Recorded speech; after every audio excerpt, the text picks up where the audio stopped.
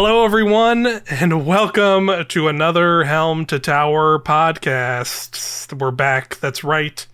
It's been a couple weeks since our last episode, but we're here. I, Mike Burgess, hello, and my co-host here, Ari O'Neill. Hello, hello. Hi.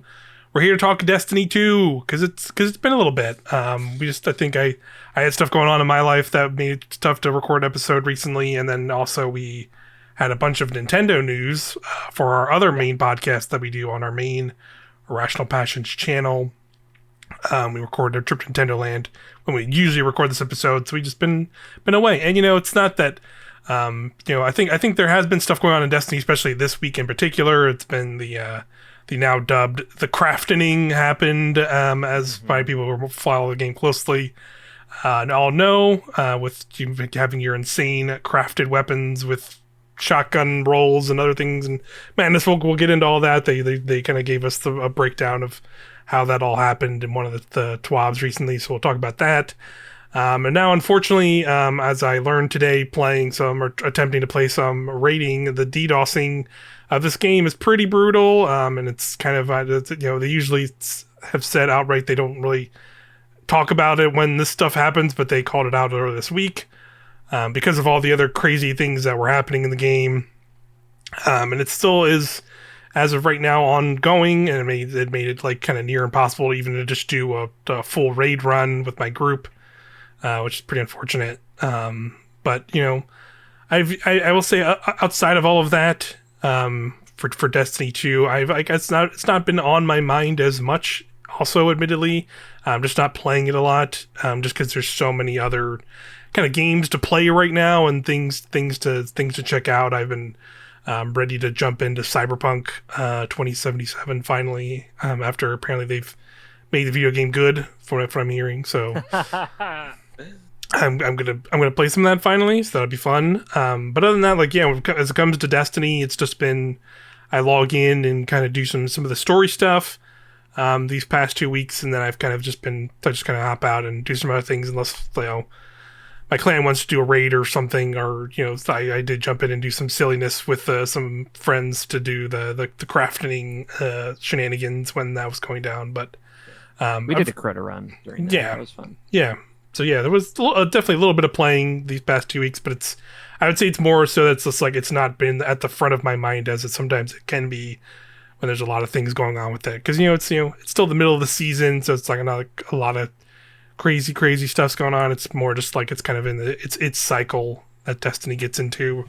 So I've been using that time to just play other stuff and brace for this month of October that's near upon us, that we'll just have a dump truck of games that I very much am excited for to play. But yeah, that's kind of where I'm at with Destiny at the moment. So I'm curious, Ori, how much you've been playing or what you've been getting into in Destiny at all, if at all.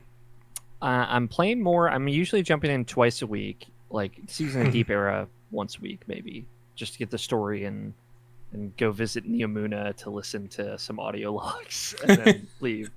But yeah, I'm definitely like more inclined to play. Like there's more things I want to do.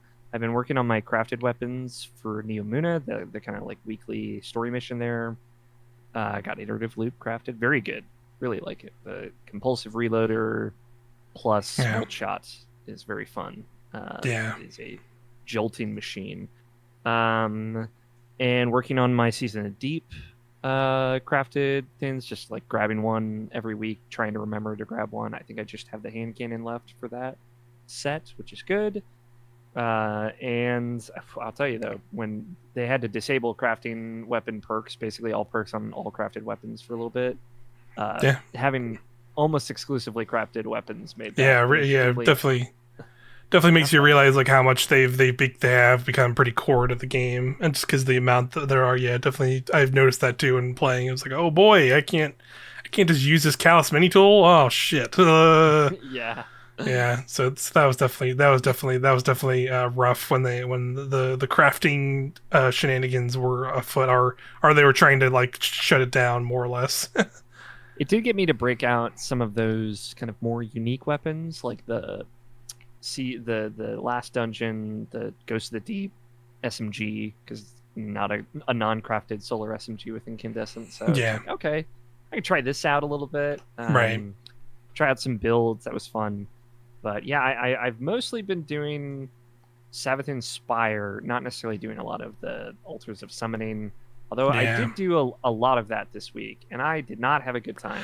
Yeah, I was actually going to mention that as well, because I think this particularly this week's story asked you to do a bunch of it, right? I think that's what it Yes, yeah. was, where it's like, do 5 rounds of it, and I was like, okay, sure, I'll go do that, and then you do that, and then you kind of realize it's like, oh man, this is like not fun with like random people and like no Yeah, real kind of communication, or haphazardly just kind of doing stuff because maybe they don't fully understand it, or maybe they just kind of are like not caring and just kind of like trying to like blaze through it, or like not thinking they can just breeze through these things, but then not having teammates who are comparable or like equipped to like take on these things. And I've had similar, not just with this week, but like other times I played as well, where it's like it feels like I like intentionally, if I know I'm going into that, will like rush down the things to like when you have to yeah, like put in a thing. It's like I'm putting tier 2 in right now because I've, God forbid, somebody puts in a tier 3. If they do, I'm leaving. That's like what it's yes. come to, because like when people try and put tier 3 in, it never goes. It It never never goes goes. It well. never goes well. People just like aren't prepared, and they like think they can just kind of cruise through it. And like it does still kind of progress you some to that, but it's like it's at the same It's time not fun. it's not fun, yeah, to just sit there and just like die for like 5 minutes when you can probably still just spend that 5 times just doing the encounter, or doing it faster because it's a tier 2, and like God forbid it takes like one extra little set of things to like finish that, but it's still probably roughly the same amount of time to just do tier 2s to like finish out a thing, and then to just to Yeah. try and do tier 3s for people over and over again. I'd rather spend 2.5 minutes of my allotted 4 minutes slaying out at the very least than four Yeah. minutes of dying for very little progress. Yeah. But yeah, I mean, basically what happened to me is what you're describing. I had the classic: somebody shows up and puts in a tier 3 and then quits. Fuck Yep. those people. If you're one of those people, Yeah. I will find you and I will destroy you. You got the people that put in a tier 3 and then sit off to the side and just shoot Curse Thrall for 4 minutes. I don't even know how you do that for 4 whole minutes. Yeah. Yeah. Definitely like had both gamuts of experience where I was with a group and they kept putting in things that were either tier 3, or I would get there and put in tier 2 and they just wouldn't. They'd be like doing both of them, just like shooting things on the sides. I'm like, there's mechanics we have to do here, y'all. Yeah. Yeah. And Um, that's like it's like the good and bad of that too, because like I know there's like secret stuff you can find in those things. Like I know there's like cards that are like hidden around, and like you can find those. So I think like people like are aware of like the fact they're like secret things, or like there's like sometimes like bonus round things that I've had popping up. And you've seen any of those pop yes, up where it's I like, had my first one this week happen. Yeah, yeah, where like I had like a freaking tormentor like show up in one of the rounds, and you're just like, oh, this dude's just here. Wow, what the hell? And that's cool.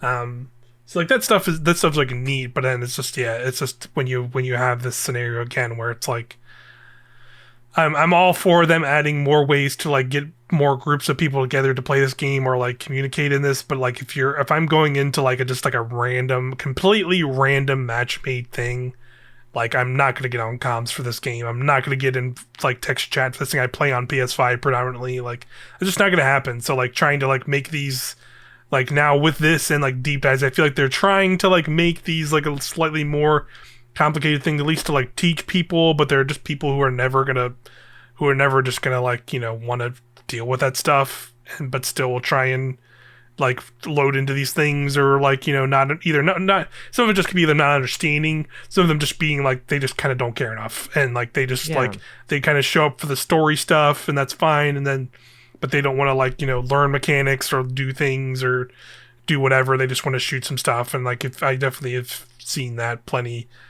throughout the different things in this game. So like it can be a little frustrating when then like especially when you get to these points in the season where it's like like some of like the more hardcore people who like just blast through everything in the first few weeks that you might get in those first early weeks of jumping and stuff are now just kind of like doing their own thing and probably not really caring about this stuff.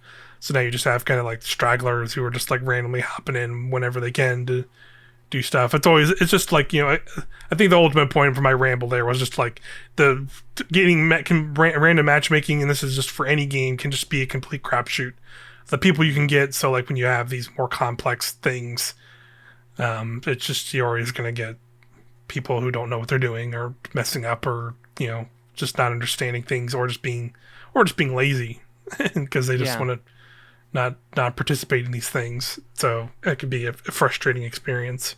So I don't plan on doing much alters for the most this season unless there is like they introduce something later down the season that like maybe it gives you a reason to do that more.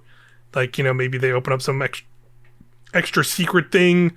But considering this week we got that Inbaru engine like sequence thing, which is like a little hidden like puzzle like room. I feel like we not get too much more stuff in the altars, but more so just in that engine room thing potentially. I don't know how that's gonna work, but it was a cool thing that showed up this week with the little kind of crazy MC Escher puzzle room of Savathun's like Throne World Castle stuff.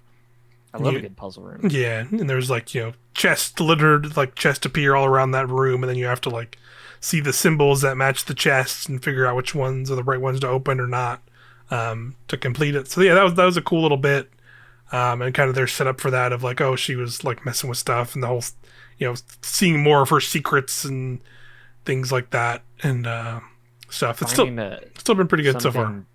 Something that isn't murder to feed the sword logic, basically. Yeah. On the narrative context, literal trickery distilled, which is very interesting. Yeah. Very interesting, for sure. I topped off my altars of summoning runs with a group that was excellent, of course. Nice. Like you said, it's always a crapshoot. And I ended with a group that was like absolutely full of slayers. Loved it. Excellent. Nice. But yeah, I mean, I'm not above, like, I'm totally happy to LFG a couple of people and just do some runs with an LFG group. I did my first legendary Savathun Spire this week. Nice, cool. Which was cool. Just LFG'd into a group. Had a good time. Just working on a bunch of stuff. I did more seasonal challenges. I mean, I'm in a similar boat. We talked about it last episode of like, I really just want to get those raid weapons crafted. I don't know when Rid of Nightmares is up on rotation, but good question. I'm not sure. Yeah, probably. I'm not sure which one's up this week, to be honest. So I don't know. But yeah, I still want to figure out crafting stuff too, because I still need to get weapons from Crota itself. But it's been just tricky to get runs in, especially this week unfortunately with all the connection errors and issues that have arisen because of all this. Like I said, I attempted a run today with my literally right before recording this, like a couple hours. Like tried to run with my clan, went okay-ish up until the end of literally we were ending the second encounter. We had everybody across the bridge, all 6 people. And then people just got aired out, and people got bead errors or weasel errors, and some people just went into orbit. Some people got like booted out of the game entirely, then had to sit in a queue and load back in. And then once we got everybody back in, we were able to get through that.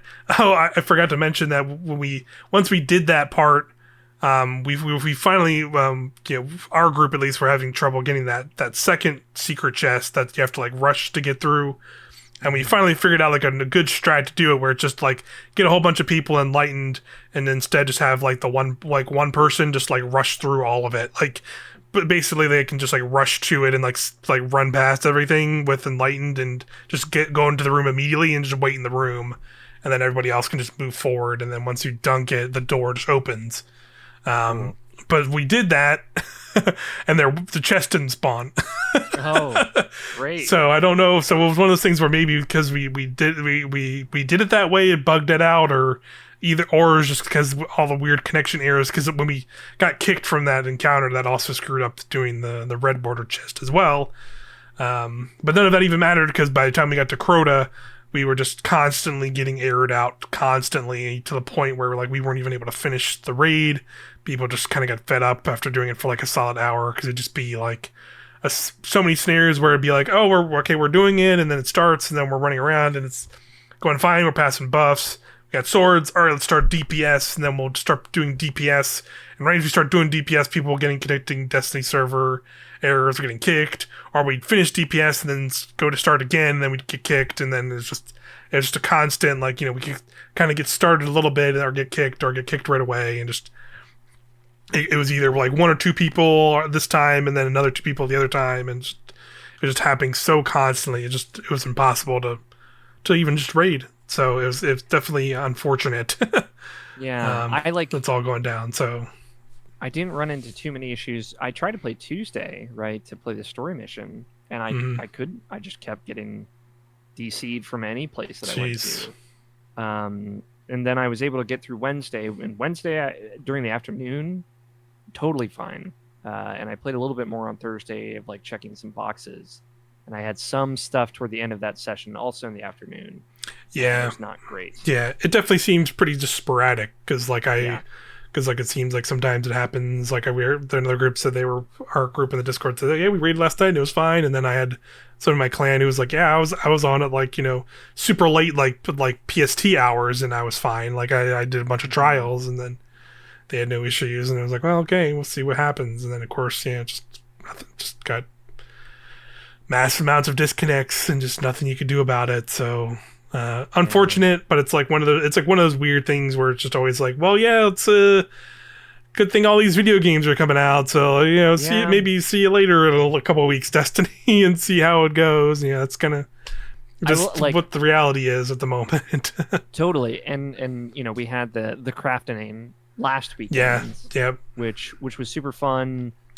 But it was like a kind of thing of like, all right, I think I'm just not going to play that much Destiny this weekend, because I kind of know what things are going to be like. Don't want to play PvP, especially. Yeah, I can't do PvP. I don't want to play Trials, period. So, and Igneous Hammer be damned. And it's like, okay, we did the raid, we did a Crota run with some busted ass weapons. Yeah, that was pretty fun. Seeing somebody get over 10 million damage was pretty amazing. Cam has been on the podcast before, raided with us for that one, and he had the first time I had ever played Destiny with Cam. Yeah, same. Yeah. And it was, he had a fusion with like the slug shotgun stuff on it. So it was the Aramite fusion from the season. Yeah, and like, so basically, I guess circle back just to explain the whole crafting thing. If for people who maybe just didn't know about it, but basically what happened was there was a bug where people were able to basically take a craftable weapon in the game and swap around the menus. I think it's easier to do on PC, although people figured it out on like how to do it on PS5 as well. But basically you're able to like kind of almost hot swap through some of the menus so that you can make it so you can put, basically, if you had a fusion rifle, you could put the aggressive frame like shotgun archetype, or an archetype of like a grenade launcher or something, onto the fusion. So you essentially would be it would shoot like a fusion rifle, but it'd be shooting out like a grenade or like a shotgun burst. And it would have those components on it. So like it just kind of made absolutely absurd weapons run amok. And it was, it was a pretty big, glitch or, exploit to be found. So they were definitely not able to like fix that quickly, or like, they would either have to they would have had to like, shut down the entire game, or like shut down all crafted weapons period entirely. And like, that's not a simple thing to do either. So they basically just kind of left it on over that weekend so people could just get into shenanigans that that had mixed reactions, I would say. Like overall, personally for me, understandably, overall for me, it's like I don't give it, I don't really give a fuck about PvP sanctity or competitiveness. Like that's never been a thing in this game, in my opinion. If you want my hot take, I guess maybe there's probably people that definitely disagree with me, but I think I've never really viewed PvP in this game as that way. So like people just having like fucked up crazy stuff and just like blasting through stuff, whatever. Like I will say, like I didn't make any myself, but I did on top of that raid run Yeah, a member in our Discord group another guy went through the GM of that week because it was Warden. They made Warden's Law, the new or the updated hand cannon. The adept version of that was up for the week. So and it was the Battlegrounds Europa, the Heist Battlegrounds Europa GM. We did that to get some rolls. And yeah, that was actually, it was pretty crazy to watch. Like somebody have a cataclysmic linear fusion rifle with a shotgun spread blasting out of it, and just seeing it just one shot eviscerate an anti-barrier champion to the point where it doesn't even react to it because it doesn't even know it's been murdered already. So it'll literally just be like blasted. It's all its health gone, and then it'll just start putting up a barrier and sit there for a second and just go blood, and just like fall over and die. And it's just like, what in the world is happening? This is just insanity. Seeing them shoot a non-stunned unstoppable champion just one shot it and just obliterate it. Just like it was insanity, but it was entertaining, and it was just ridiculous. And I got a pretty good Warden's Law roll out of it. So hey, it is what it is. It's gone now. We'll get, once we get to the TWABs, there's a pretty good breakdown in this most recent weeks of like what all went down and kind of how they tried to like solve some of the issues with that, and what their kind of thought process was for that, which is really interesting insights for that stuff. So we'll definitely talk about that in a little bit. But I loved as the weekend went on, because I guess like some people may have known about this for months. This is apparently it has been a thing for a while and just was never really. I don't know what suddenly made it like a fully publicly crossed a thing that people just blew out. Yeah, by Cheese Forever put out some YouTube video, finally figuring it out, or somebody tipped him on it, and then he put out a thing, and then it spread like wildfire. Yeah, I love how it escalated from like, oh, here's the Amit, which is just popular this season because the auto rifles are doing really well in PvP. Yeah, let's put a shotgun spread on that, so it shoots like a rapid fire shotgun, basically. Yep. With infinite ammo and does very big damage, which is great. I love that. And then it escalated to like, all right, but what if we put an E-Reg on a glaive? As the weekend it just got more and more. It just got more and more insane. Seeing people put like a grenade launcher on the Amit as well, and just watching it like it didn't even like it just doesn't even shoot them like at a distance. They just kind of like plop out, and it was just very entertaining to look at and see. Fusion rifles like shooting out grenade launcher shots. Like it was just. It's awesome. Yeah, definitely. I recommend if like you somehow did not see any of that stuff, I'd go look at clips at some of the. Go look at clips. Insane like things like people created from that thing, and like that's just. It's one of those things. It was madness. It was definitely bad enough. Like when it started happening, I'm like, oh, there's definitely gonna be a rollback. Like I know because me just trying to fathom how they're gonna undo this. Yeah, they found it a way. Shout out to Bungie. Well, here's my thing. Like, we'll get into it, obviously, with the technical things. Like, they went so far out of their way to preserve your fucking level 112 Mida mini tool, and they did it for you. Like, they get one freebie from me. They've been very good lately. They get one fuck up, right? Yeah, me. That's where they're at with how much work they put into like not ruining this. And they came out and were like, hey. There's nothing that we're gonna do. We're not gonna do a rollback. Just have fun, for the weekend. And some people were upset about that. Yeah, some people were the PvP sanctity. Like, shut the fuck up. Like, who cares?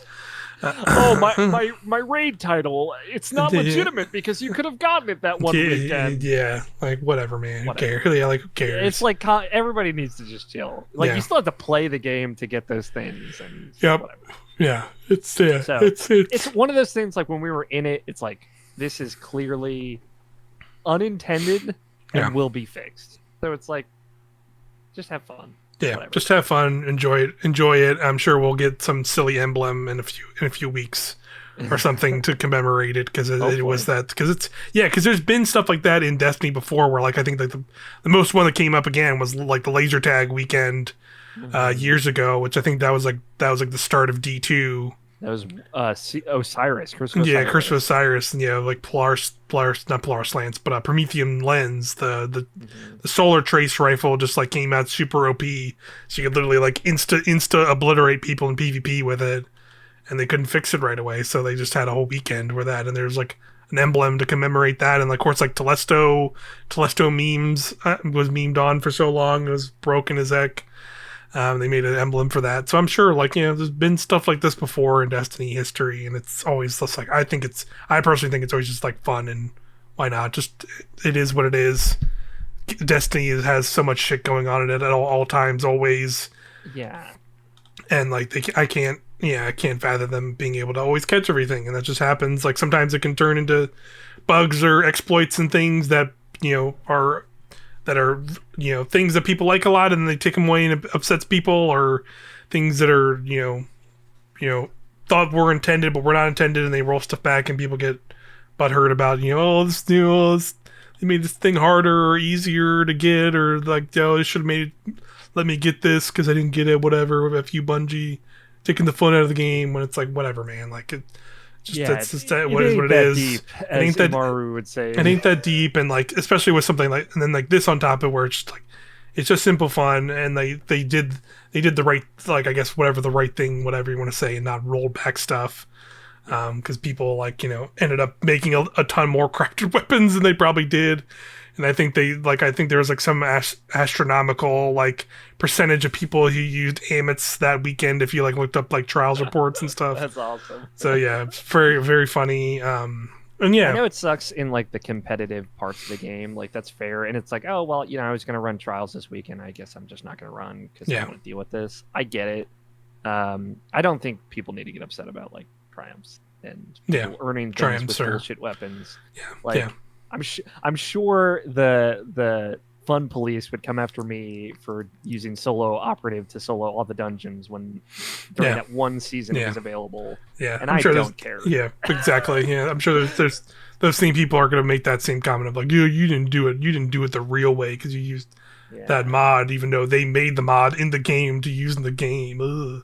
Like, Yeah, whatever, garbage man. hits. It's fine. Yeah. I will say, loading up while we're recording this podcast in real time, I was like loading up the links we had for it, and I didn't realize that Bungie's website was also getting DDoSed, and I Oh, can't load one of no. those links. So it's like, oh yeah, Oh, this is that's good. It unfortunate. loaded eventually, but Yeah, I was gonna say. Luckily, I guess I loaded them before that. Oh yeah, I see the service alert icon like on the bottom of my things. I'm on the pages and gonna have everything up. So I got them up now. But Okay. it was like you get the can't connect to host screen. It's Yeah. like, oh, man, that's yeah, whoever's that's- doing this needs to chill, y'all. Yeah, I was If gonna this is say- about the crafting, and you need to find some help. Yeah, because it did happen a little bit after that. So like you can make assumptions that it's maybe that, but who knows what it ultimately is? It's just, I think it's just some person just kind of being shitty for shitty's sake, and like I don't know if I feel like seeing Bungie's track record of going after cheaters and other hacking companies and exploit companies, like I feel like if you have to have a lot of balls to like do something like this and think you're gonna get away scot-free with Yeah. it. Like I think they're gonna track down this person and they're gonna owe Bungie a lot of money, in the coming weeks or months here. So good, going down with the ship, whoever the hell you are, you're whatever, like you're a terrible human being. So whatever. You're ruining fun for no reason, more Yeah. than likely. So Over probably some stupid, very arbitrary reason. But let's get into the TWABs that we missed over the two, because there wasn't a lot of news in the two most recent TWABs. Biggest one here, which I'll get into the details of, is your legendary shards are being taken away from you. You sick AFK farming. Talk about exploits once again. People with your 3K figure legendary shards out here, say goodbye, because they're finally they're depreciating them, starting with the final shape, as they announced in this what was it? This was last week's TWAB. This would have been on the 14th. But yeah, I'll just read this. I'll just read through this verbatim here. as they name this part. It's shard to say goodbye. I don't know if it's actually that hard. If I'm being completely honest, I don't know if it's that hard for me to say goodbye. I'm cool with them going, but I'll get more into that. Destiny 2 Akari team here. As many Destiny 2 players already know, legendary shards have long been an unstable part of the economy in Destiny 2. I agree. Some players have more than they would ever be able to spend, while others struggle to earn enough to engage with the systems that require shards as a cost. Yep, this has constantly come up, right? Of like them having to reshift currencies or reshift costs of things because there's people who have been playing for years and years, and either just have a ton of those currencies already, right? Just from playing a lot, or there was multiple times where again there was exploits found of like people being able to infinitely pull stuff from collections for 0 and get a bunch of shards, and you can just set up a macro to like do that, and then end up with 3 figures of literally 100,000 plus legendary shards, and never have to worry about them ever again because they were just a currency that was like constant and always needed. So I've definitely found myself, I'd say in more recent years, just because of the act of playing, I've never really felt like I've ever had a scenario where I'm like so low that I am like struggling with them, but I also like, have, am very selective with them in terms of this at the point I am in the game, because I just have all the stuff I'd really want, right? That first round of Iron Banner focusing, that was 100 legendary shards, a fucking focus. Yeah. Yeah. I lost all of mine then trying to get that that damn auto rifle I never used. So yeah, like let me. I've built back up to 10,000, I think. I was gonna say I'm about to look. I think I'm around 15k legendary. Yep, I have 15,249 legendary shards currently. So like I'm pretty good on them overall. 11,583. This often made it hard to find legendary shard costs that would feel impactful to players, while also ensuring that the content that did require legendary shards can be enjoyed by all players, no matter how long or how much they play. So yeah, that's been a struggle. I feel like we've definitely talked about that in previous episodes of the show. There's been so many times where legendary shards are a thing, but they can be tricky to come by, and it takes a good while to accrue them. So it'd be hard for like a newer player who has like, think of a new player who's like trying to like collect weapons or like want to do these things and like have focus stuff. Like they have so little of that stuff to like work with. Where like me, we played for years, and like we're able to just accrue these over time and play through eras of games that like didn't necessarily require them as much as they can be required for like focusing and stuff now. So it's a tricky thing to balance. So I kind of get why they're just getting rid of them. I think it's just like, personally, I think it is ultimately also like a good time because more than ever, like Final Shape is going to change this game a lot, I think. Yeah. It's one of those things like it's hard for me on the outside in, and obviously I know nothing of economy, especially in game development. Mm-hmm. But like legendary shards are going, enhancement cores are staying, right? Like it's like I feel like if you had taken enhancement cores out and made legendary shards do what they do in their place, right? So it's like any legendary weapon you get, you can crunch and get some shards there that you can do crafting or this or that or whatever. And now it's like, okay, now we're shifting the bottom line, right? We're shifting it up another beat. So now the minimal thing for a lot of the things that legendary shards were good for is going to move to enhancement cores. In Glimmer. Which Glimmer's, we've talked about the responsibilities that Glimmer has taken on in the last couple years, and it's a lot. It's a lot. I really think they need to. I really think with this change, they need to increase the Glimmer cap. The Glimmer cap. I think it's time. Yeah, and I think they might have the bandwidth now on a technical level to do something like that. Right, like the change in Masterworks for guns, allowing them to add origin traits and essentially a third active perk. stuff like that. So I don't know if there's like trade-offs that they are building and shifting things around to in the background. Right. Yeah. And I think maybe they'll tell us at some point. They've been very good about communicating that stuff. Yeah. I just worry about like the new bottom line being enhancement cores, how that's going to. I worry we're just going to be in the same position in a few months after this change. I'm totally fine with seeing. I'm not going to sit here and backseat game dev here, but I agree that like, yeah, oh, you need 30 legendary shards to craft this gun. It's like new players don't see a purple item for like hours. Yeah. And that's no legendary. And they get 4 from that, so they still have to crunch like 8 or 10 guns to even afford one of those. So once you're max level, whatever, who cares? You're getting powerful engram drops and prime engram drops and all seasonal vendors and stuff like that. Sure, but like I do agree that it is a big hurdle for brand new players to be expected to have at least like a 500 legendary shards to just toss around. Yeah. So it's good. I think this is fine. You don't need them. Like I know people are upset that they're going to lose their 22,000 legendary shards. You don't need them. Yeah. If you've been sitting on this like sizable amount for this long, like you don't need them because like you're not using them, so they're just sitting there.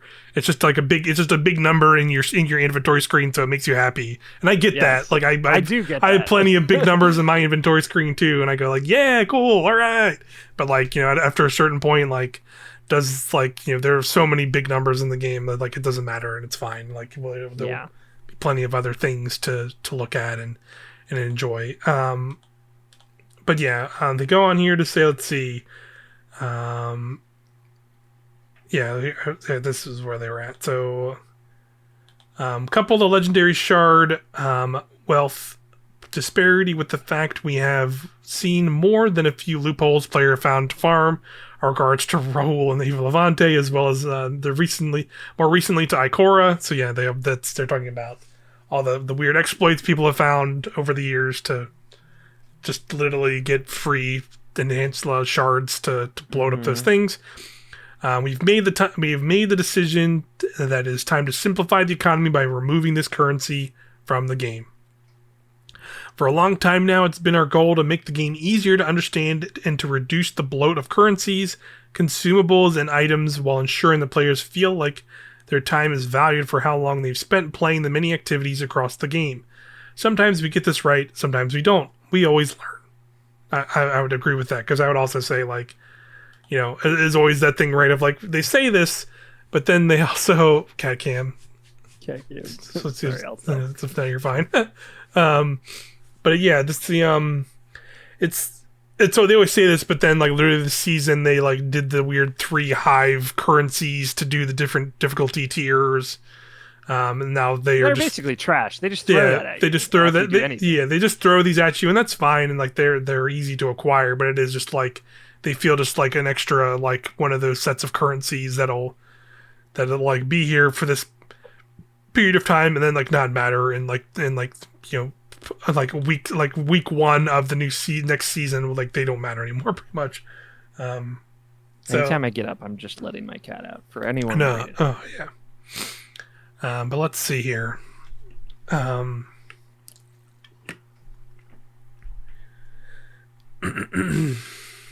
let's continue. Let's continue here. As much as we know how bad it feels to have currencies that you've amassed over a long period of time wiped away, please know that we don't make the decision to remove them lightly. We truly believe the removal is the best interest of both the game and the players. As you will see below, we are doing our best to ensure that the removal of legendary shards is not a point of pain, but rather the removal of a barrier. I think that's a good... I like putting it that way. Like it is... it should... it's... Them removing it is like not necessarily like, oh, like, they're being replaced by something else more convoluted. It's now they're just going to be gone, and now you just have other things. They, like you said, like potentially more things will fall in the weight of enhancement cores or just Glimmer as a whole. Mm-hmm. And they go on a little bit into this to show like what some of the stuff is going to cost in this next part here. But they say the path to a world without legendary shards starts in season 23, so that's next season. The first thing we will do is remove all legendary shard cost from the Monument of Lost Lights. Glimmer, Exotic Cipher, and Spoils of Conquest will remain the same, with the only legendary shard cost changing. So that's pretty cool. So that means now they'll have one less currency to cost for like getting those exotics out of that kiosk. If you still need them, Yeah. I think that is a pretty good change there. Yeah, thinking about that, that's dope. You still need a cipher, which are easier to get now, but yeah, they're easier to get now. So that's nice at least. And then they say this should help new and returning players unlock weapons they may have missed more easily than ever before. Yeah, I think that's good to do because more than ever always constantly getting new and more weapons in there, from every season expansions and stuff. So now there's just tons and tons of weapons in there. That's a lot to ask for them to get these. Like you said, get a cipher can take a little while, and then also getting the amount of legendary shards needed for each weapon is it's a daunting. So now it's just too simple where it's like get Glimmer, get ciphers, and if you really want the raid exotics, you have to go do some raids. But now you know what you're doing to get that stuff. So now next on they go down and say here, secondly, we turned our eyes towards ritual gear focusing, fully removing legendary shards from there as well. Starting in Season 23, non-adept focusing will cost ritual engrams and Glimmer only. Focusing adept weapons will still require 7 wins in trials passages or nightfall ciphers. So that's cool. It's just going to be Glimmer and engrams. So yeah, they go on to say the amounts here. So they say like a new ritual weapon, which you can just pop an engram and it's free. Standard ritual pool weapons. So that means, I think this means like if when you go into the ritual menu and you see like the lineup of guns, if you select one, it'll be 3 engrams or 500 or 5,000 Glimmer. Ritual pool armor will be the same. Legacy weapons will be 5 engrams and 15,000 Glimmer, and legacy armor. Iron Banner weapons, or legacy armor will be that same 5 engrams, 1,500 Glimmer. Then Iron Banner weapons and Nightfall weapons will be 5 of one of those respective engrams and 25,000 Glimmer. Then we have Adept weapons. Those will be 1 engram, 50,000 Glimmer, and 10 Nightfall ciphers for an Adept Nightfall weapon. And then Adept Trials weapons will be 1 Trials engram, 50,000 Glimmer, and a 7-win Trials passage.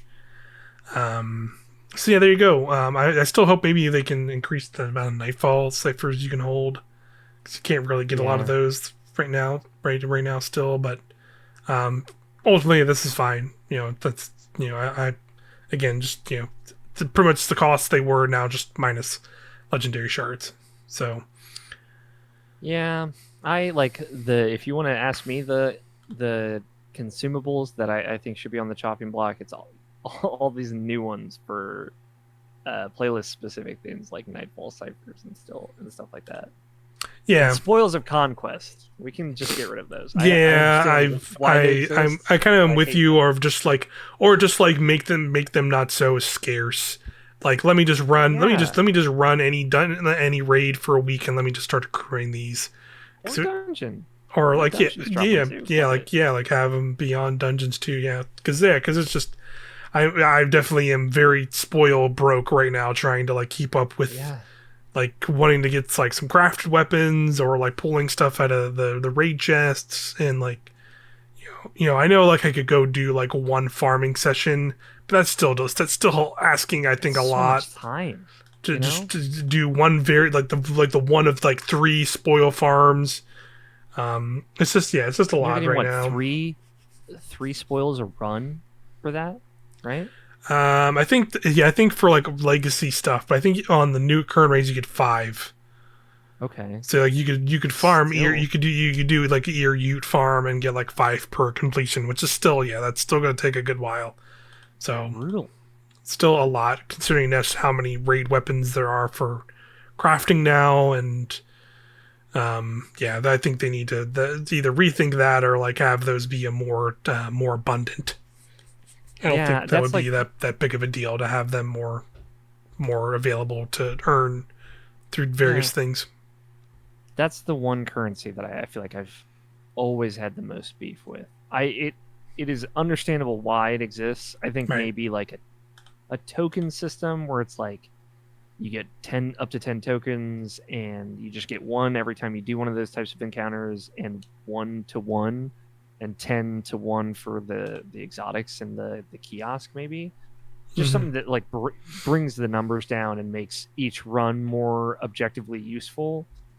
But again, I understand that that is a complicated thing, and you don't want someone to just roll in, run, Rolk from a checkpoint, and then just farm, just like pour all of their glimmer right into forbearance and just have the best gun in the game Right. right off the get. Like, I understand it's not that it doesn't make sense. I wish that there was a more elegant system around it. Yeah. I definitely think they can do something better with like trying to acquire, just like let us get more of that currency from more sources. I think is really would be the quickest and easiest thing to me personally. Agreed. Just Yeah. make them more easily available through like a bunch of different raids. Instead of just like right now, what it's like the most current raid, and like when the weekly raid is up. Maybe add it to the rotation, right? Where like, hey, when a raid is in rotation, make it so it has even more like increased drops from those, or like when you finish a run of that, do a full run of that raid, you get like a bigger drop of those at the end or something. Yeah, Like something like that could work. Like, right, like especially considering like you think about like we're gonna get another new raid. Well, probably I would assume next season we'll probably get like another set of reprised craftable raid weapons, because that's what they've been doing so far, right? Where they did Vogue is Deepstone, next, right? CIB Vogue. It's could be Vogue or Garden, because I think those are the two that are left. So I guess it could be Garden. Yeah, I could see it being Garden. I wouldn't mind going back into Garden. I like Garden. I like that fusion rifle so much. Yeah, what was it, Reckless Oracle or something like that? Yeah, it's a good Reckless fusion. Oracle, and then good fusion. There's an auto in there that's also really... Yeah, some good weapons in there for sure. But I think they need to do something, because then you're gonna have another set of craftable weapons from that raid, and then Final Shapes will come out, and that's gonna be a new raid with a whole new stuff too. Like, there's gonna be literally almost every raid. The game has a full set of craftable weapons to go chase, and you can hold what, like 100 some 240 total spoils, which is a lot. Which I don't think since spoils have been a thing I've ever had that full amount. Well, did you buy anything from the kiosk? Well, no, I mean like since spoils have been a thing, I don't think I've ever had a like full maxed amount of 240 in my inventory. Well, I ask because you need 240 to buy any of the raid. Any of the raid ones. Yeah, I don't think I have. Do you have always on time or Teraba or anything? I can't, because I got always on time before it went into the kiosk, and then I've not Acurius and Teraba have been in that kiosk this whole time. I've never gotten them because I don't think I've ever gotten up to that. This sucks. Yeah, because it's just this sucks. Yeah, because I got Anarchy. It's a slog trying to get all that amount of that currency.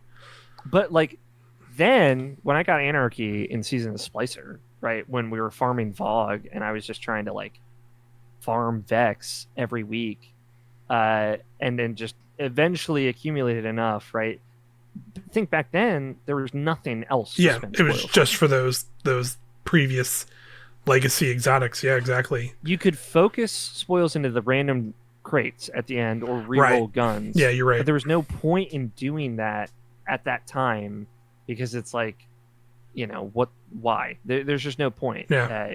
You're spending 20 spoils per potential decent roll. Yeah. So that was a much different environment to spend those spoils in and to save up to max. Imagine saving up for a Teraba now. Like, yeah, it's too much to spend that stuff on. It's too much stuff. Like literally, yeah. What, like almost every raid besides Garden and Fog don't have craftable weapons. So like literally focus in Fog, but yeah, Garden's the only one that there's just nothing to do with it. Yeah. Right now. Yeah. So like, yeah. I literally, the only thing I want to spend spoils on are like red borders at the end of chest now. Like, I don't care about getting those two last raid exotics out of the kiosk, because there's just so many of those weapons I still don't have. Yeah, there's still a lot I'm missing just from because I can't because there's still just so many to go still get, or I usually will spend spoils on specific things and then only have so limited time. Mm-hmm. But yeah, that's that. So yeah. Anyways, spoils need some changes, and I hope they come in the soon here. But yeah, If they're looking at legendary shards, they're looking at everything. yeah, That's, I think, they're the definitely biggest looking. Yeah, takeaway. it definitely seems like the economy in general is like they're kind of a big focus right now. But yeah, here they're going to say this they said like a lot of the legendary shard cost will be removed from like the more general things in the game.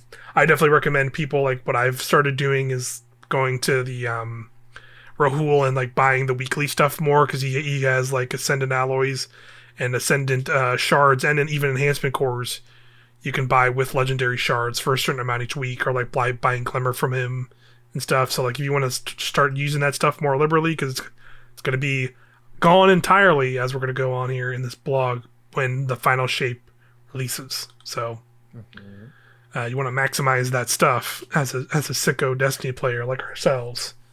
Want to start probably going to Rahul to get some of those currencies each week. But yeah, here we go. I'll continue here with this. It says, with the release of the final shape, legendary shards will no longer in Destiny 2. We'll be removing all the remaining legendary shard sources and costs from the game, which include collections, trials passages, rituals, vendor purchases, and many more. And to be totally clear, we will not be offering a currency exchange for stockpiled legendary shards. The goal in removing legendary shards is to make Destiny 2 a more approachable, and fair experience for all players. This is why we are not raising glimmer prices for items and adding replacement costs to things that previously needed legendary shards. Legendary shards will also disappear from the currency bar in your inventory. Will now only show glimmer, silver, and bright dust. They had an edit here, which is interesting. That same day, and it says, we see the feedback on legendary shard removal regarding glimmer and the prices is focusing. As a part of this change, we'll also be increasing drops of glimmer, ritual engrams, iron banner engrams, and materials of other kinds across many parts of the game. So that's good to hear. Even more drops of that stuff is always a good thing. And glimmer in general, again, I think, yeah, definitely was my first thought coming out of this was still just like, yeah, they really should just up the glimmer, up your glimmer count. I think it'd be nice. It used to be 99,000 too, so it's already been upped once. Yeah. Remember that? Did I unlock Yeah, I was gonna say I didn't remember it going that high, to be honest. But I remember it was. It's 250,000 now. Yeah, that's always what I remember it as. It used to be what 25,000, and then 50,000, and then 99,000, I think, and then it got to 250. I think it's been a while. I don't remember what it was in D1. I think it was 25,000 back then. But yeah, I honestly didn't remember it was ever that low years and years ago. I know. Yeah, it's crazy to think about. Yeah. It's also like funny to think like legendary shards were a thing that were introduced in Destiny 2, right? That was like a simplification of the economy versus planetary materials in Destiny 1. You just kind of had like this general do stuff and get stuff mentality. Same with like upgrade modules. Right. But those are probably, and now I'm thinking about it because they still have to talk about like leveling and some of like the Pathfinder stuff they talked about like months ago. I feel like upgrade modules will also be a thing going away here in the near future as well. More repurposed part of that maybe, I don't know. I would personally just rather see them go. Yeah. Here they go on to say this is an early look at the plans and final values that are still being tweaked. Our goal is to put greater emphasis on earning rewards by playing Destiny the way y'all want. So yeah, I'm all for that. I will say, like, the thing I've in recent weeks and within the last 2 seasons, I really liked a change in how they give rewards is letting us do any of the ritual activities as much as we want to get the weekly rewards, rather than having to do. For a while it was 3 strikes, 3 crucible matches, 3 game matches, which was not a lot, but that was also like just like pinnacle rewards. Where now they're exotics, which is nice. But yeah, like you can literally run, if you wanted, you could run 9 strikes or play 9 crucial matches in a row and get all 3 of those exotic rewards now. Like that's how it works now. It's great. Or if you really wanted, you could play 9 Gambit matches in a No, row. I'm okay on doing 9 game matches. I'm pretty all right. Great way to spend your Saturday afternoon. I'd rather get ladies. I'd rather get DDoSed out of the game entirely as I continue. That sounds kidding. Where you going, sister? Come back. Oh, we're disconnected. Never mind. Please, DDoS. Yeah, baboon error. But here they go on to say here they're also upping some of the dismantle amounts you get. Where the main thing is like their glimmer rewards. I honestly don't know I honestly would have to go look at what those glimmer rewards are now in the game because I don't remember that. The big thing to point out is they are upping the percentage chance of enhancement cores dropping from these things. Because legendary armor will now have a 25% chance to drop an enhancement core. Exotic armor will have a 60% chance. And then legendary weapons will also have, and then legendary weapons and exotic weapons are the same, where legendary will have 25% chance and enhancement core, and exotics will have a 60% chance as well. So that's cool to hear. More ways to get those more easily. Lastly, they go on to say, you may also note that ships and sparrows are not listed above. This is because we plan to remove the cost to pull these items from collections to allow players to freely change up their style when they please without worrying about any spending of any of their currencies. But in doing so, we need to also remove their dismantle rewards. So that's an interesting all those people one. With all the ships in their vault are yeah, because that's what I was gonna say. That was a long time. That was a long Destiny hardcore trick early on when you had to grind for pinnacles to and get a bunch of stuff. People would throw a bunch of ships in their inventories or the vaults and stuff, and just use them to stock up glimmer a bunch, so they could just when they'd run out of glimmer on something, they just go to their inventory, and now they do it. So that's that kind of exploit or whatever you want to call it. I don't really think it would made that much of a massive difference in some regards personally. But now it's just gone, so I think that's fine, whatever, because now you can just pull the stuff instantly and just have it. They're cosmetic rewards. It should never have been a thing where they were really tied to having value and currency, actual in-game currencies to them. I think that's pretty normal now for games in general, so I think that's fine. And then lastly, they keep mentioning this, so I'm just waiting for them to finally give us the deets. But as Destiny 2 game director Joe Blackburn has mentioned, the final shape will see everyone's favorite Jovian Xur receive a bit of an update. We're not ready to pull back the curtain on all of that quite yet, but just know that with the removal of legendary shards, Xur will be looking for some alternative forms of payment for his wares. So which we know will be strange coins. But... yeah. So I'm kind of guessing, I'm guessing they're just going to make Xur... what I could see them doing... I mean, I wonder if they'll take away the idea of him, showing up everywhere, and now he'll just be a part of that, 30th anniversary stuff. And, they want to, now have him... you go basically to him in the 30th anniversary, place that he's in now, and, now he'll have, stuff you can get from him that way, and then that will tie back into the doing the things to get the legendary or the Xur coins and other stuff from that, and make that activity kind of worthwhile again, because that's that's the thing. I want to say they said this this was a long time ago, when I think this is when they originally put in the game or before Witch Queen. And people were like, well, is this going to be part of the stuff that gets sunset, for the seasonal stuff? And they were like, no, this is staying, and we have plans for it in the future. And they said that, when that happened. And now, now it's almost 2 years later. And they haven't done anything yet, but I think maybe this is when they finally maybe come back to that again, where maybe they make Xur a vendor for this activity in a bigger way, and have that activity maybe matter more. And have doing those coins and currencies and other things like that matter. But I guess we'll see. could be interesting. I don't know if they'll go that far.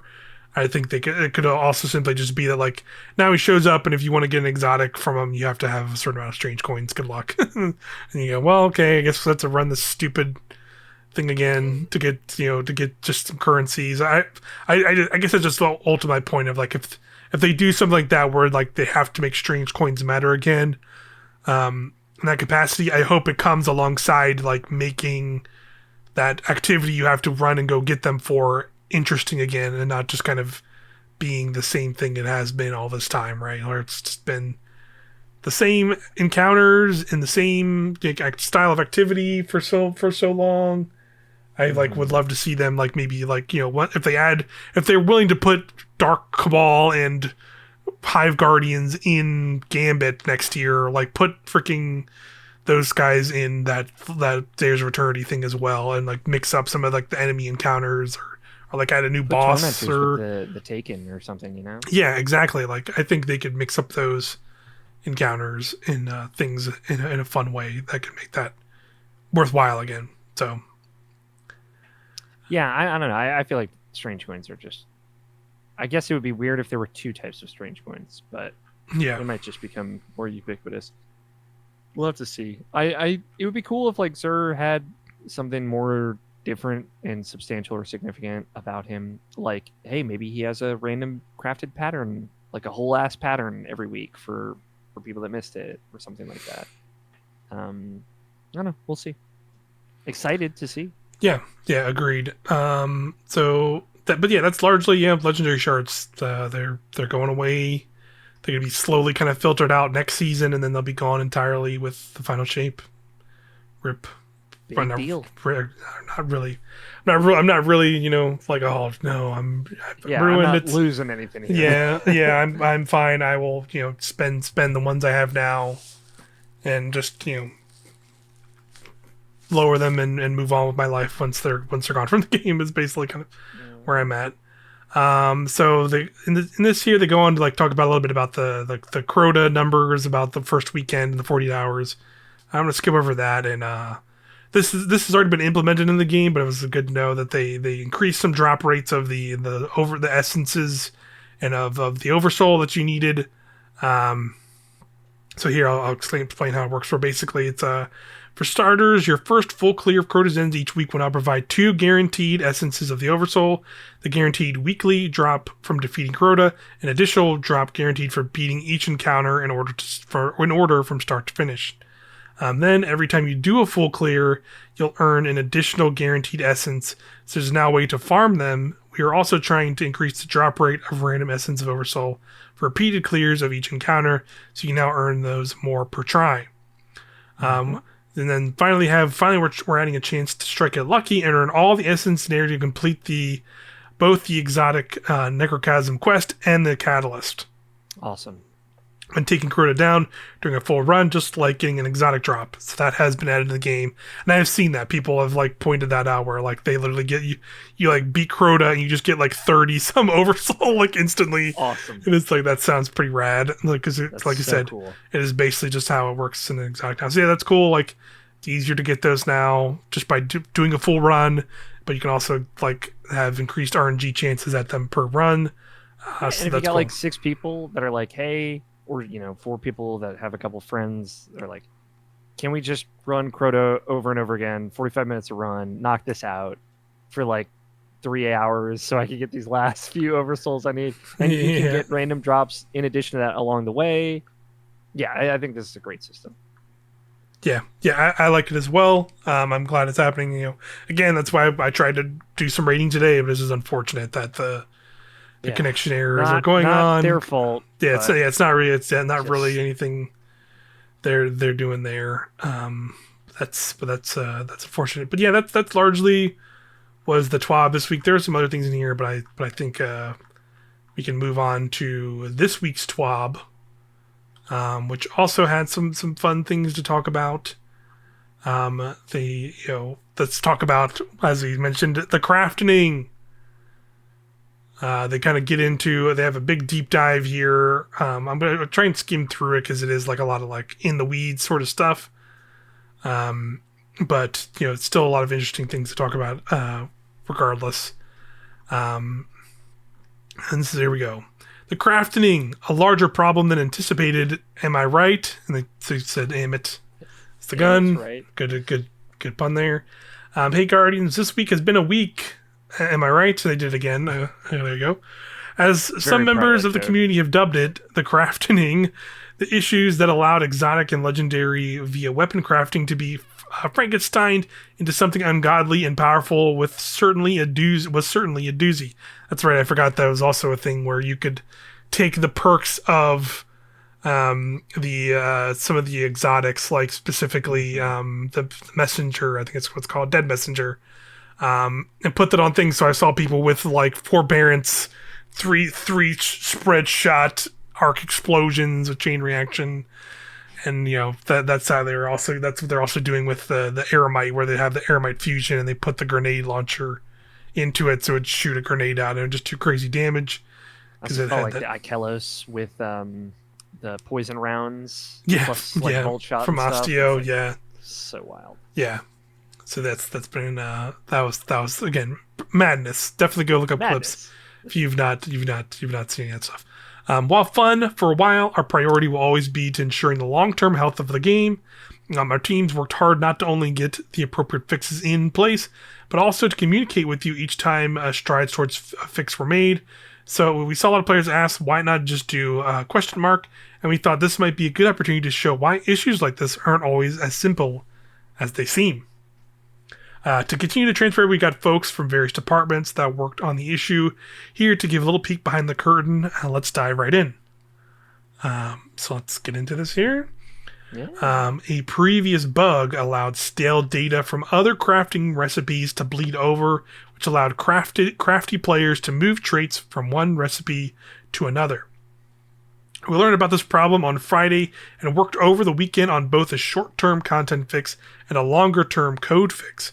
At Bungie, we say that the teams are stronger than heroes, and that was exemplified in this weekend's work. Engineering, design, test, and leadership were all involved every step of the way. For our short-term fix, we have a live update process, or they say an LUP, which can be used to modify content in the live game.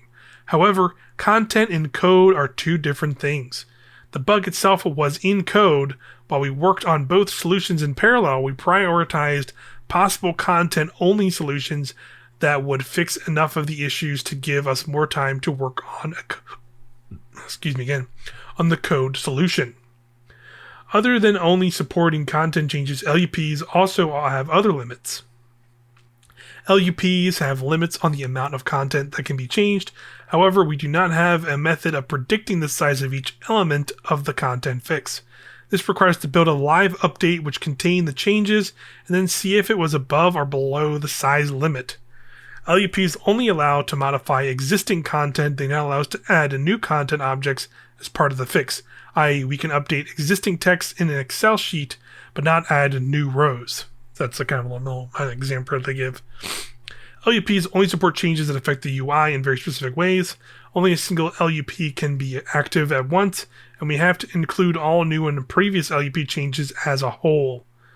So I think the LUPs you can look at as like, hey, when they need to disable a thing for a period of time, that's probably how they do this, and that's also how they do that kind of stuff. Due to limitation number 1, we knew we needed to constrain the size of the LUP.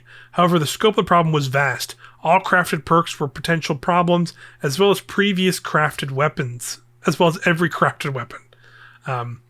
We obviously could not disable every weapon in the game, so we decided on 2 options.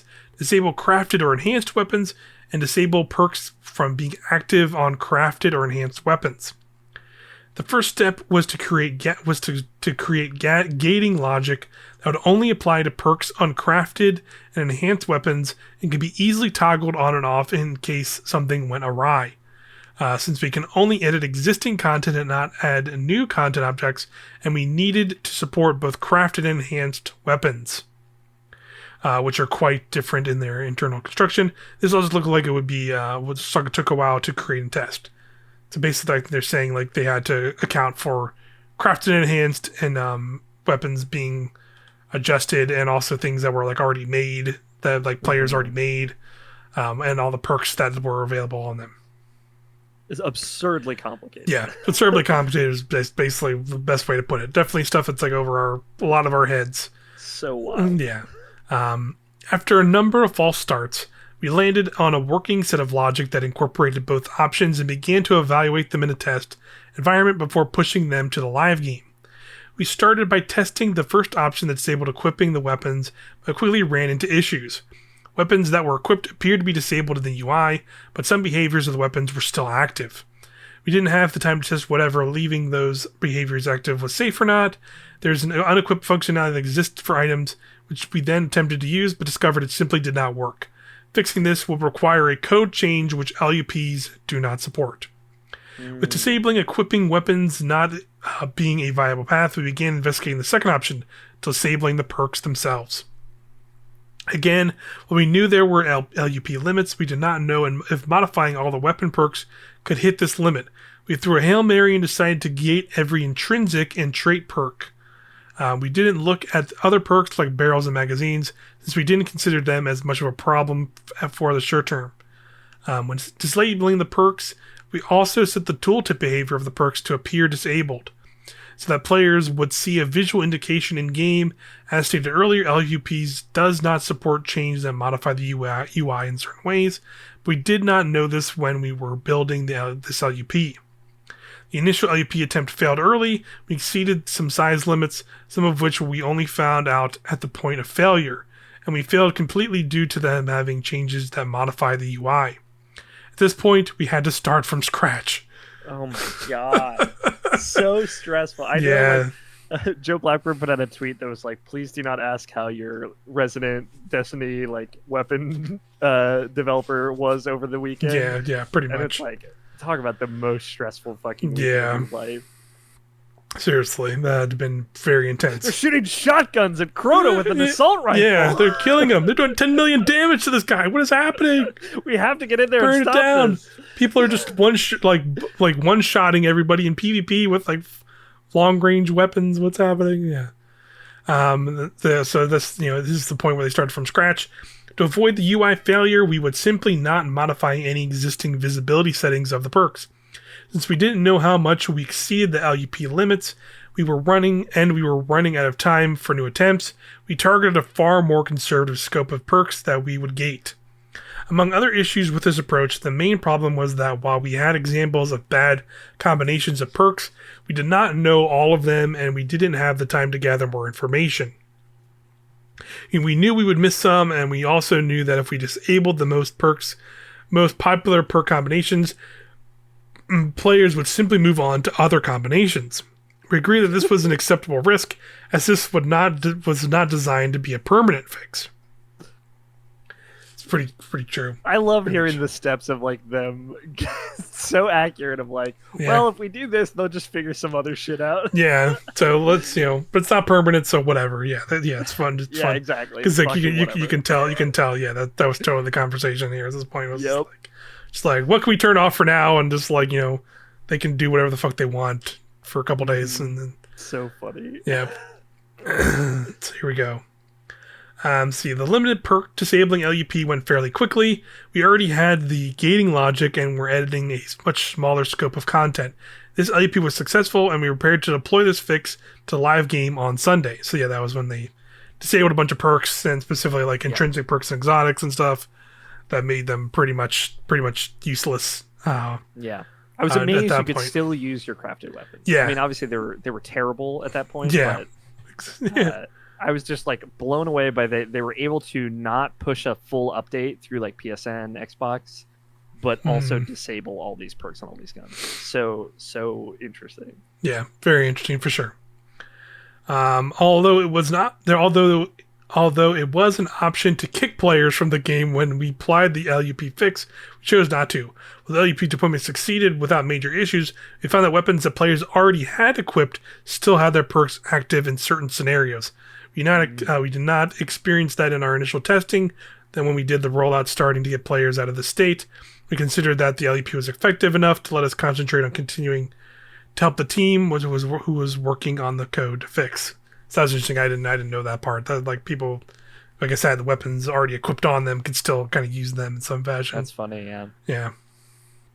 And then I think this is when they start getting the larger fix because they're saying that now they're on the code fix. We broke down the process into 4 major parts. Stop the exploit so the new weapons cannot enter the system. Determine how to sieve through all the crafted weapons our players have made and separate the affected weapons from the rest. Determine a good state to move irregularly crafted weapons to, so that the player is left with a valid crafted weapon, and find ways to validate that these fix-ups made sense on the many combinations of weapons that are out there that we didn't erroneously modify other weapons. As we investigate the issue, team members would join a work chat and provide us with reliable reproduction steps and more insights on the scope of the issue. Did I say how much I love our team? Yeah, the big one. Right. Yeah, because it's literally just a group chat of them just being like, I put fucking Volt Shot on fucking this Striga or some shit. Crazy. Yeah. That shit's wild, y'all. What the hell? Yeah, that would probably be that sounds like a fun chat. Yeah, that's fun. Or they just are just linking clips to like YouTubers being like, look at this crazy thing, and just share that shit, basically. Let's see. As someone focused on the fix, others started to develop our test plan and test cases for validation and developing backup plans. After our initial fix was written, we ran through many testing scenarios and searched our library of weapons for edge cases to put our fix through. The team would chime in with the scenario and we go through and make sure we handled it appropriately. Our fix would grow and shrink in complexity as we fine-tune the sieve that we sifted through every weapon. Jesus. After we had the fix in a good state, we needed to thoroughly test it using weapons copied from tens of thousands of accounts.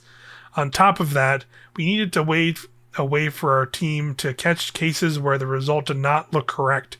A significant amount of manual testing, but also leaned on recent updates to our automation tools to drive reports of all the fix-ups we'd make to weapons and generate summary tables that our experts could comb through. This allowed us to reach a higher confidence level sooner, and finally we repeated the process until we understood every questionable behavior and scenario and felt confident in moving forward with this fix. There's a fix deploying this week that targets the crafting issue, as always. Reported that, and that's what they put out with patch early this week. And now it's fun because like now if you attempt to do that, you get weaseled, right? Yeah, literally arrow codes you out of the game when you try to do that. So funny. So that is pretty funny indeed. Yeah, I mean, like Friday to them learning about this, and the community at large, us learning about it as well, right? Obviously, some people knew and potentially have been fucking around for months, which is very funny. But maybe there was that one Altars of Summoning where you saw a man show up and he shot a rocket pistol, and it was like, what was that? What the hell? You didn't think about it Bungie anymore. Dev logged in. What the hell? Yeah, right. Bungie Dev with his broken early rocket pistol.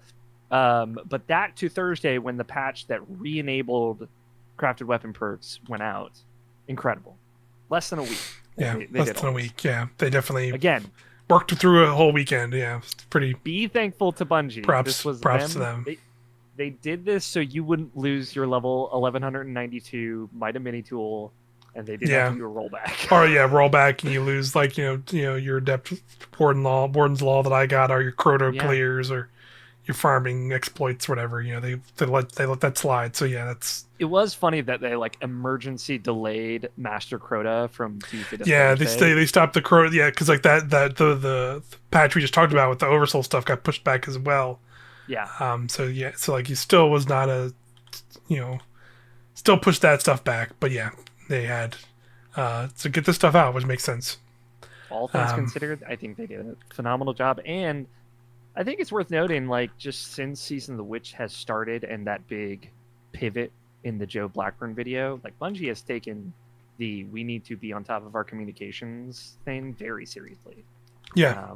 For sure. And I think they were smart to wait for a new season for a clean break to kind of clearly roll out some different policies and different ways of communicating. Yep. And I'm sure this probably threw a wrench in Joe Blackburn's first stream or something. I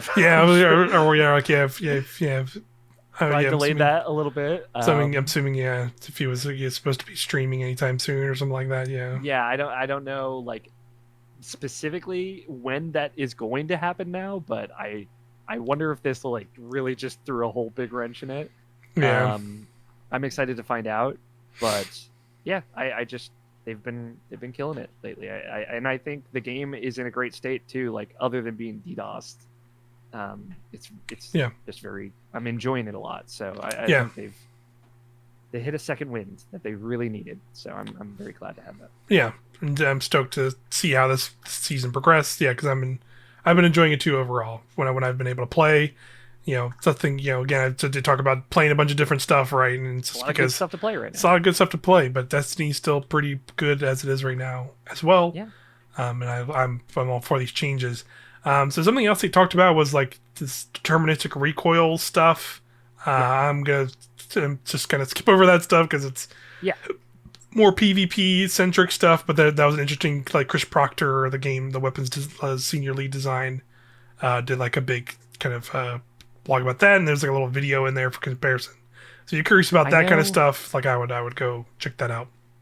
Yeah, I know. Like, I think Apex uses deterministic recoil. It's a thing that a lot of first-person shooters are doing now Yeah, for pro-level play, and just to kind of have some skill ceiling that can be achieved. But I know some people are stoked about this because yeah, recoil's everywhere right now. So yeah, for sure. So that's an interesting read. I think more for like the PvP heads out there. If you want to go check that out in the TWAB from this week, it was the 21st. But they go on later in this one to give us details on a new catalyst coming next season, a long requested one, similar. I would say maybe in the vein of Monte Carlo, maybe, but I would say like just as long throwing. But it's Thorn. The hand yeah, cannon is getting a catalyst next season. They even showed us what it is here in the TWAB, so I'll just read it here. So it's getting increased range and stability. You can see in the stats, which is I think a big thing for folks who like. But basically, it is going to grant bonus range and stability, and then dealing a final blow or absorbing a remnant grants additional increased weapon range as well as increased mobility and handling for a short time. So that's like cool. a big PvP one. I did see another thing. People, I saw one of my clan members like posted this in our Discord that somebody on Reddit was like, "Oh, I also wish it was kind of getting something for PvE as well." And the Destiny 2 team subreddit replied with an eyes emoji. So it seems like maybe besides this catalyst, I might be getting maybe some other buff of some kind. That'll make it a Cool. little bit more interesting in PvE potentially as well.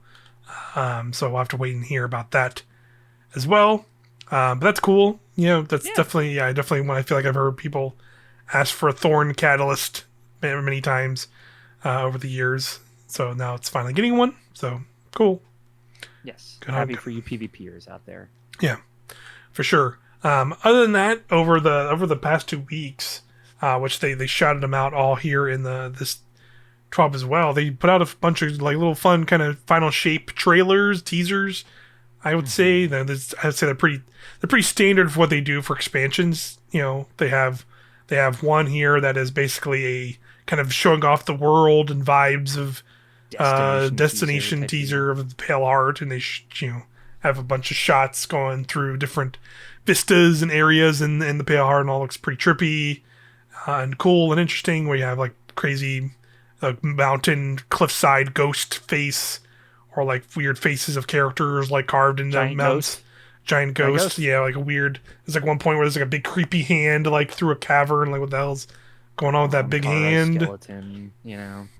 Yeah, just tons of cool stuff there. So that was a fun one.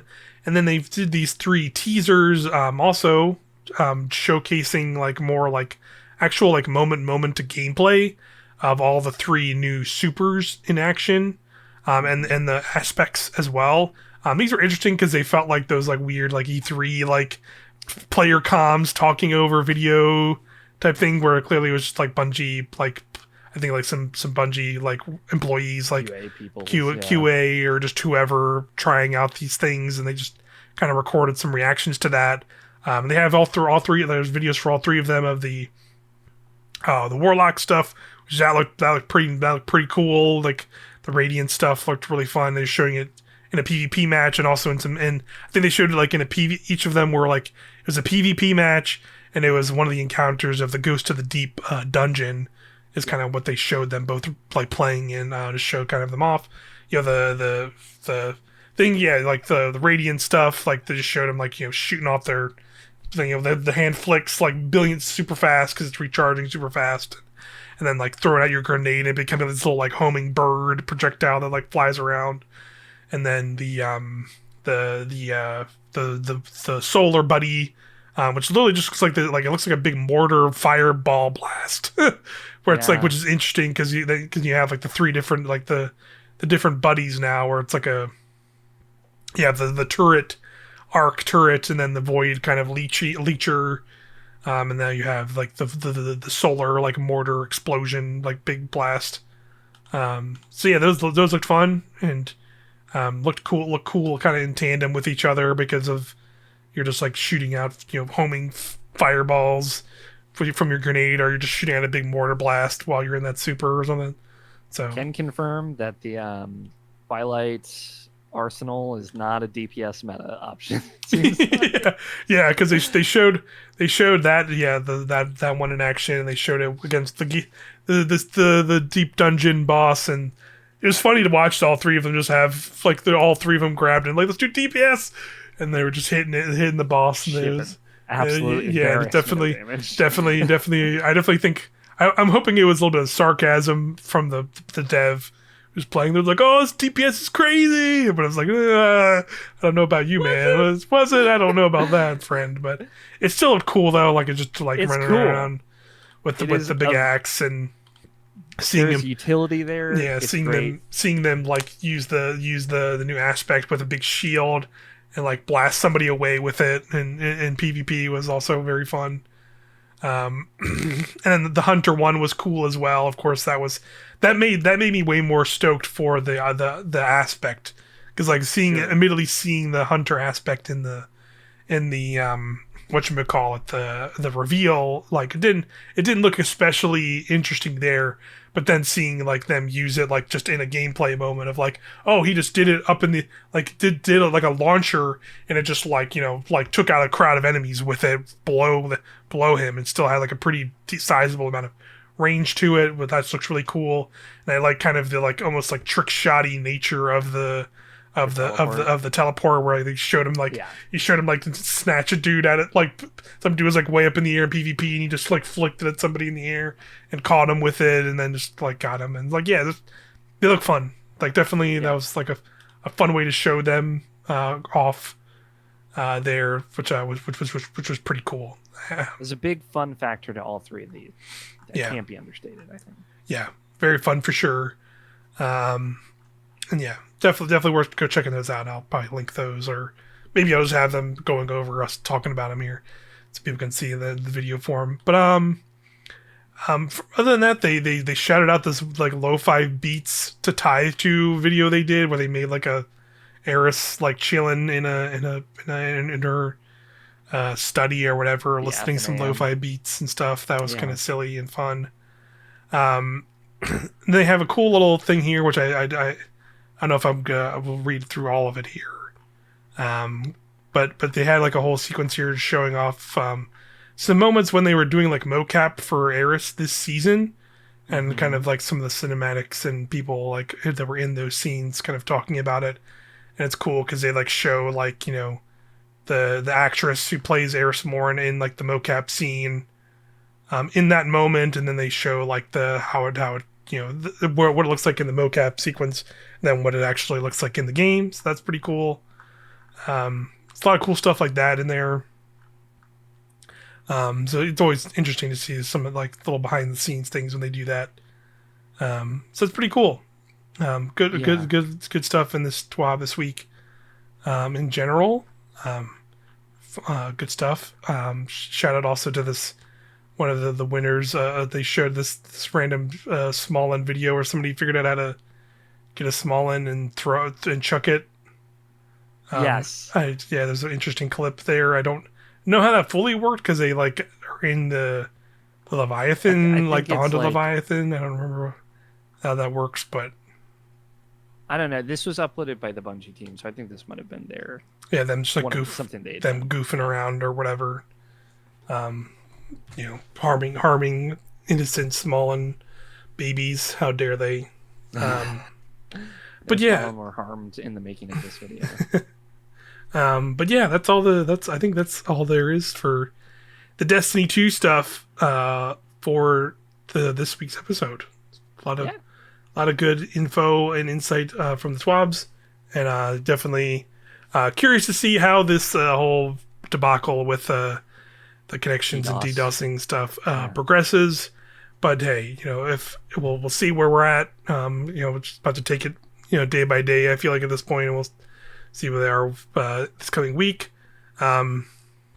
Housekeeping stuff in general, just we were off 2 weeks. That wasn't like fully intentional to be off that long, but we always trying to, but sometimes it happens. In the future, though, I think I talked about it recently that I wanted to do like a fun kind of one-off, like slightly a one-off like build video talking about some builds I'm enjoying using this season. I still want to do that, and I'll probably do that in the next week or so. But that's probably what I'm gonna try and do in the future, though, is when if we do get into a scenario where like we're probably like, hey, we don't know, it's not too much crazy to talk about this week, this episode, or maybe we're focused on maybe doing our other show for other stuff for our main Irrational Passions channel. Maybe just put out like a fun video, like chill video that's like maybe talking about some smaller thing going on in the game. So that way we have less, downtime sometimes when it happens. But regardless, I know people will still hang out and listen to us for an episode each week when we get one out there. And so thank you for always hanging out. Yeah, and listen to this podcast, us talking about Destiny 2. It's always fun to talk about Destiny 2, but it's also appreciated when people come and listen to us. So yeah, it's always appreciated. But yeah, that'll do it for this week's episode. Thanks everybody. Yeah, again, watching here on YouTube.com/Helm to Tower or hanging out on podcast services wherever you watch or listen. We appreciate it. Feel free to leave us some comments. If you want us to, always feel free to leave us comments about topics you want us to talk about, or maybe just other stuff you would like us to talk about, or maybe a video idea of what you want us to talk about. Always feel free to leave that in comments, or like leave us a rating or something on podcast services. Always appreciated. But yeah, we'll see y'all next time in the next episode. Bye-bye. Bye.